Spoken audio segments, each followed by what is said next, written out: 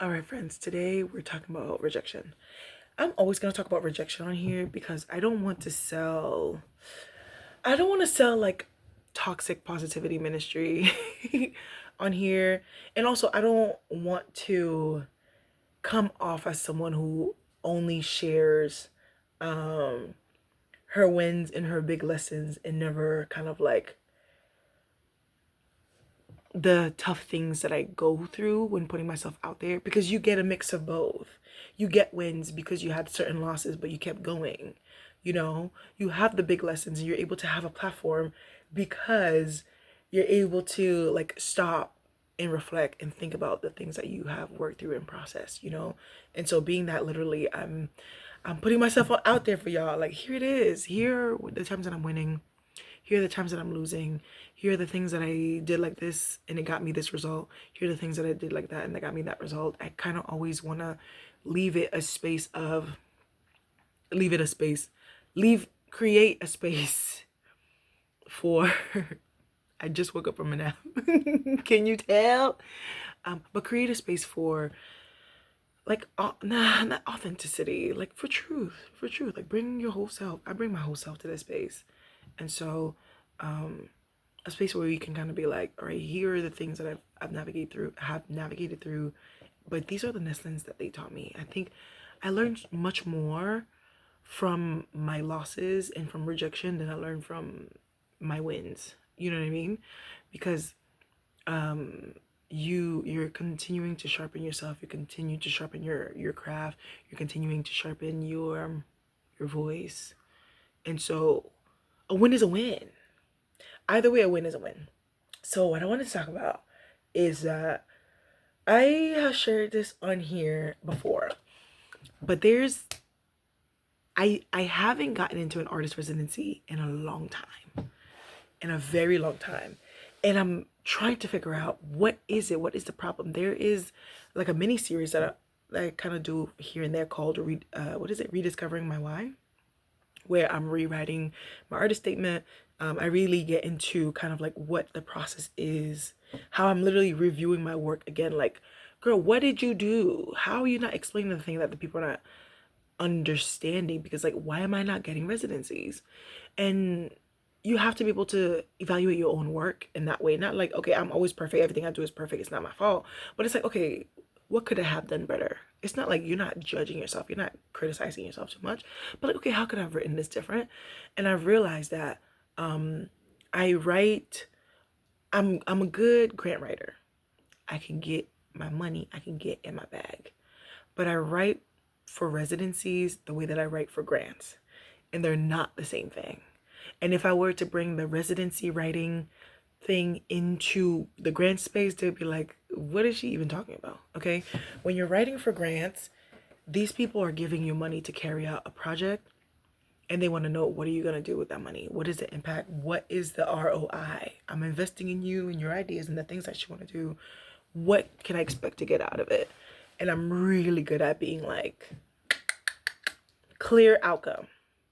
Again, with the projects that I host, it's like I'm an event coordinator more so than like artist. That's the event coordinator side of my brain.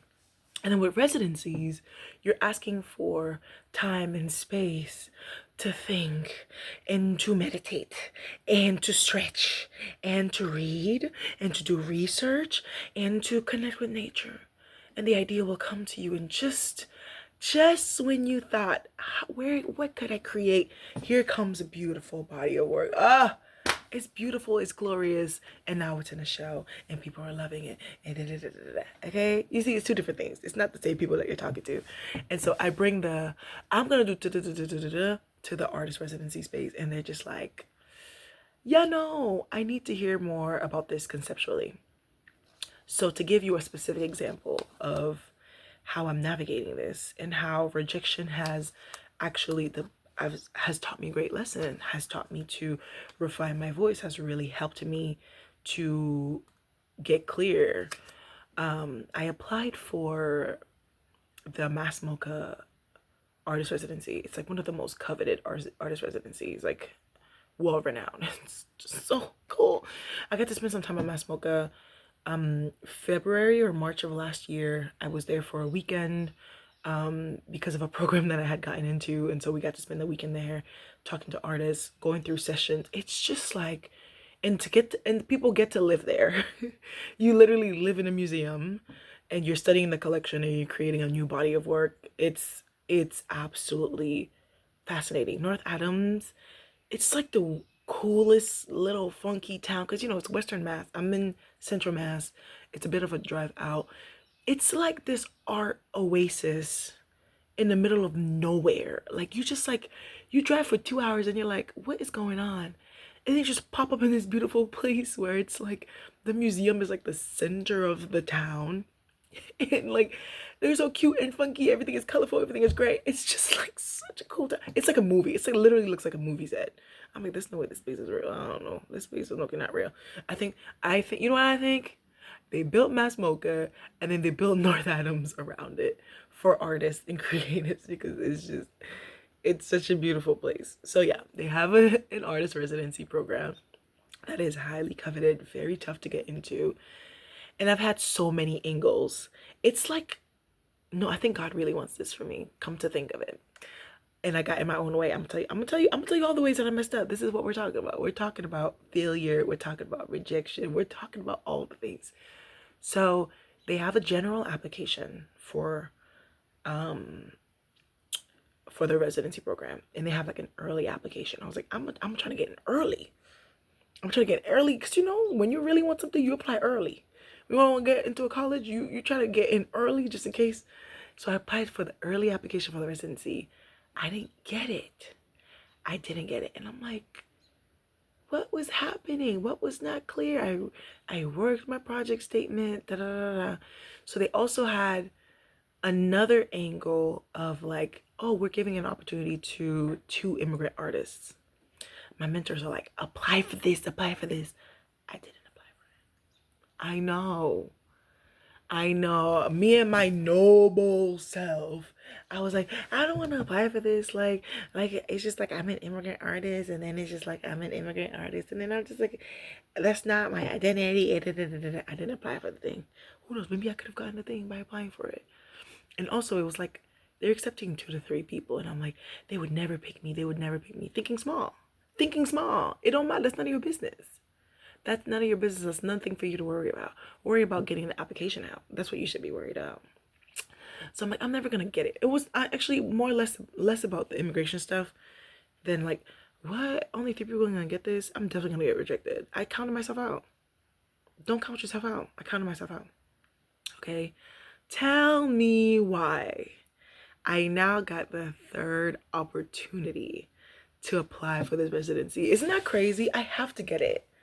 I will let you know when I do my, my monthly debriefs and stuff. I have to get it. Like, God wants this for me. So now, because of the program that I went through that is connected to Mass Mocha, they're giving a number of alumni an opportunity to do a residency out there for, I believe, a week and a half or 2 weeks or something like that. And I'm like, okay, God, all right. Okay, I'm gonna try my best. So I sit down and I review the writing that I had put together for the pitch. Actually, no, I did it. I started from scratch. I'm like, I applied for this residency already. They declined me. I don't even want to look at it. Let me just sit down and start. I started from scratch all over again. Because I'm like, clearly that didn't work. So I'm not going to take it and I'm not going to copy and paste it.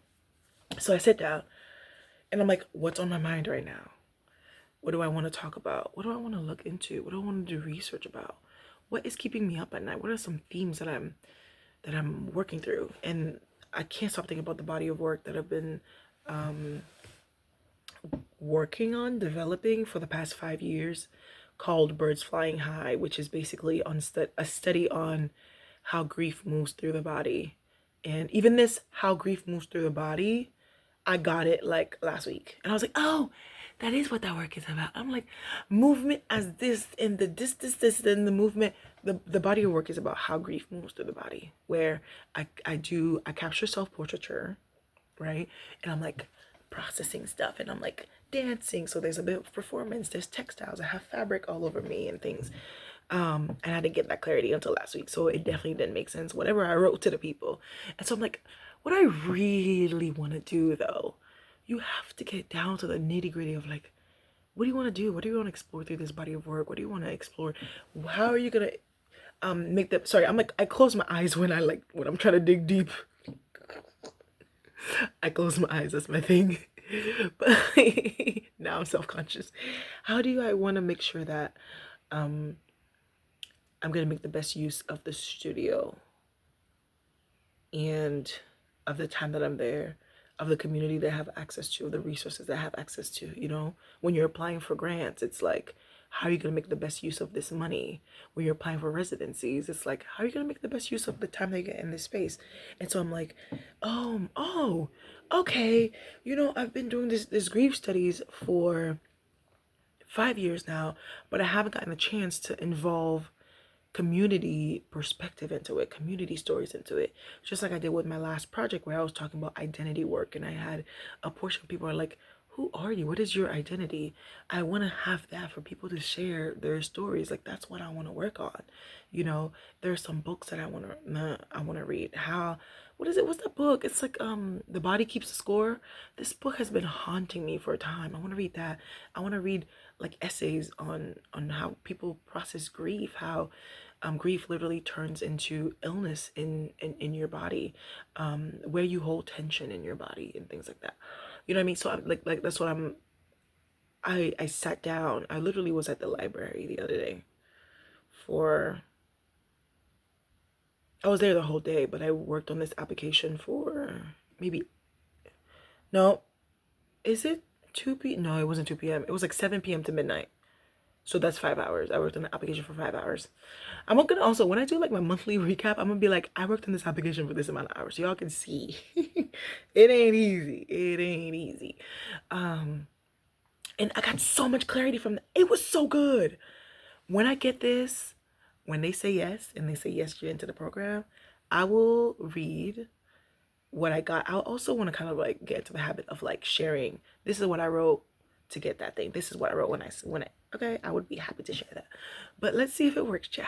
But it was so different than what I submitted the first time around. Afterwards, I was like, girl, this is not the same thing at all. I was just like, yeah, I would love to have the time, and I would love to structure my time, and I'm gonna do work on this project, and I'm gonna work on that project, and I'm gonna do this, and hopefully I come out with this. They don't care for you to come out with this, right? That's what grants want. Grant wants, you know, what's the end product?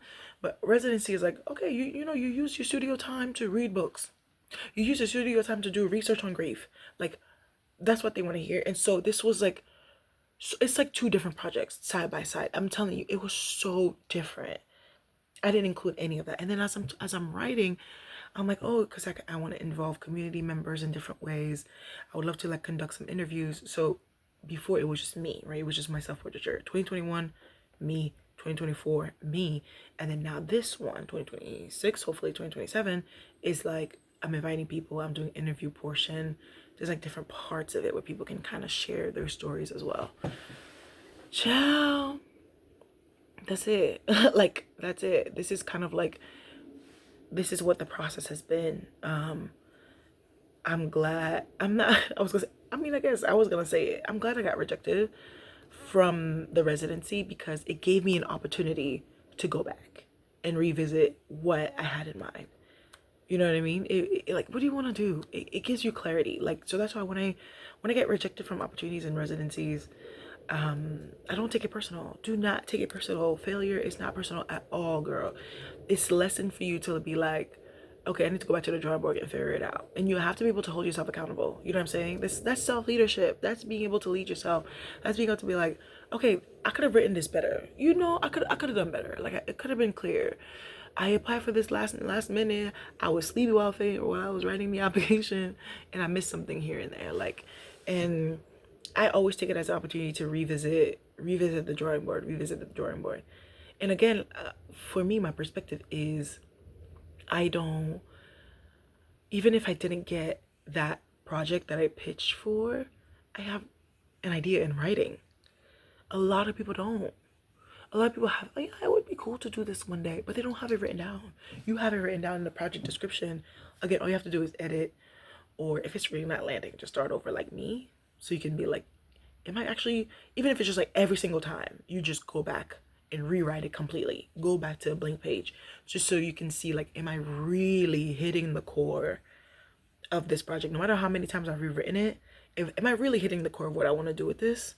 That's something I actually want to do again. Like, whatever I've written, just put it to the side and be like, in a couple months, be like, Lynn, are you sure this is what you want to do? You know, so that's what I wanted to share, y'all. I'm getting my third opportunity to apply. Oh yes, okay. I'm getting a third opportunity to apply for this residency. I will keep y'all posted. See how it goes, but it definitely is, it taught me so much. It taught me so much, because I'm just like, oh, okay, yeah, I did not include none of these details in the last time that I wrote the writing. Okay. And then I also I wanted to make sure I note that I got rejected from a residency program. Listen, as much as I be winning, Lynn be in her bag. Lynn, girl, I get rejected every single day of my life. I get 2 rejection letters every single day. But you know what?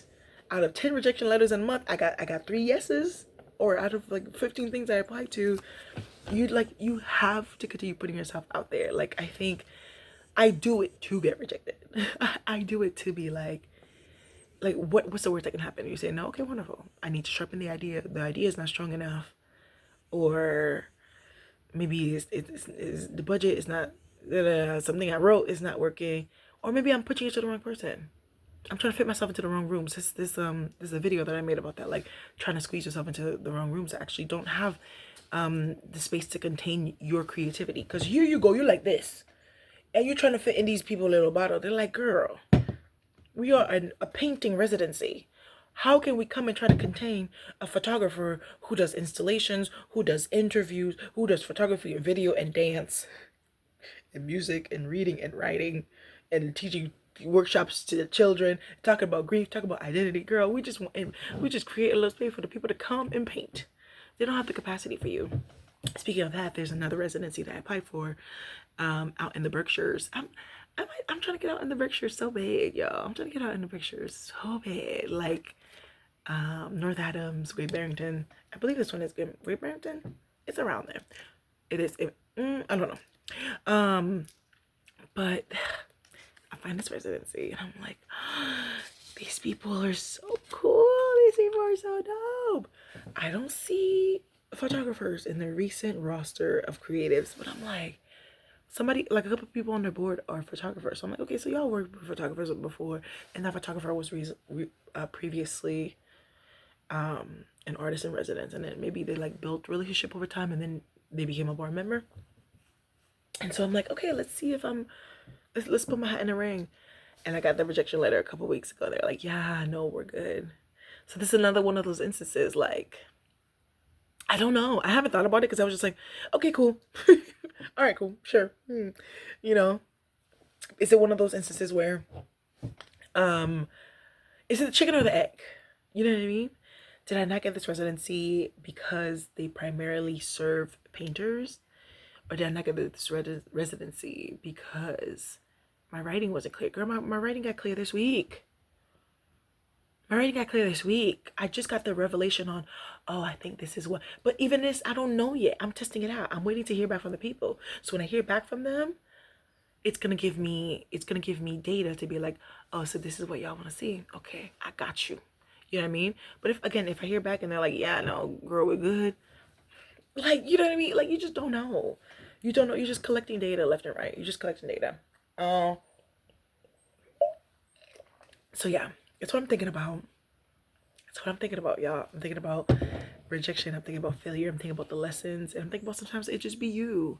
Sometimes it really be you. Sometimes it gives you a direction to go into. It's telling you something you need to know. So I wanted to read you guys. I got my Kindle on me. You guys look at my Kindle. Isn't she so pretty? Most ardently, Aurélie. But it's literally because, again, I've been meditating on this, and then I'm reading John Maxwell's Daily Reader, and today it was about failure.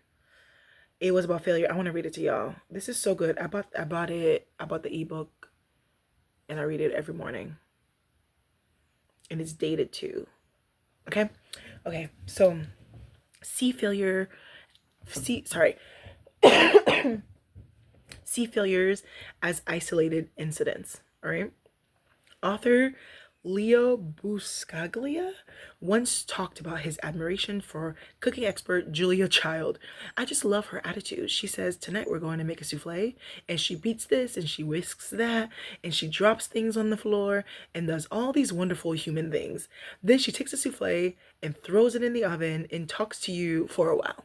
Finally, she says, now it's ready. But when she opens the oven, the souffle just falls flat like a pancake. But does she panic or burst into tears? No. Oh, she smiles and says, well, you can't win them all. Bon appetit. When achievers fail, they see it as momentary event. Sorry, when achievers fail, they see it as a momentary moment. Oh my goodness. When achievers fail, they see it as a momentary event, not a lifetime epidemic. That was a momentary event. That doesn't define me as a reader and as a speaker. It's not personal. Okay? It's not personal. If you want to succeed, don't let any single incident color your view of yourself. And that is a portion of his book, Failing Forward. Oh, I might read that. I might need to read that. Also, Chasing Failure by Ryan Leake is also really, really good. Chasing Failure, Failing Forward. If you want books on failure. I just want to write it down so I can put it in the comments. I keep saying I'm going to put stuff in the comments and I don't. I will. See, I'm writing it down literally as I'm recording the video. So that means I have to actually do it. Failing Forward and Chasing Failure. Go for it. And then me too. I'm gonna publish a book about. Don't worry, I got you. Just give me 15 years. I got you. I want to read it one more time. When achievers fail, they see it as a momentary event. It's momentary, not a lifetime epidemic. I don't dwell on my failures and my rejections. I'm just like, okay, God, can you, what is it? What happened? What's the lesson you want me to learn here? And then I catch the lesson and I move on with my life. I can't dwell, because for me, like, I don't know about you, but I have the tendency to ruminate. I ruminate a lot and I overthink a lot. And so if I start digging too deep into like, oh, these people don't like me. Oh, you don't like Black women. You don't support Black creative young people trying to, and then I dig a pit and I throw myself into it for what, girl? Versus just be like, you know what, like, I was very excited about this opportunity, but actually it doesn't fit this space. I was very excited about, bringing this idea to this space, but like, y'all work like this. You're very specific. You work with artists who are like this, and I'm like this. And I'm not going to dip myself down to fit into this space, and that's okay. I will find somewhere else that's like, Girlll, here's money, do whatever you want. We don't care, because we know whatever you create, it's going to be great. Versus like trying to prove myself over and over and over to a specific subset of people. Does that make sense? Let that be your affirmation. Take that and run with that. It's not personal. It don't be personal. It really don't. Like, that's especially it's not personal. That's the only thing that I highlighted. I've made 2 videos on here talking about one of the galleries that I'm actually a member of. I've spoken on it explicitly on here. I can tag them.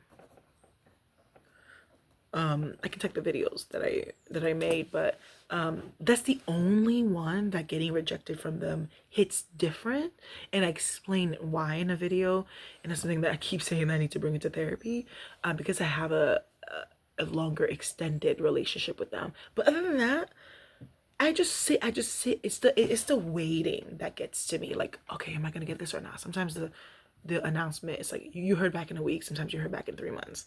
It's the sitting and waiting that kind of gets to me. But if I don't get it, I'm like, okay, cool, that's fine.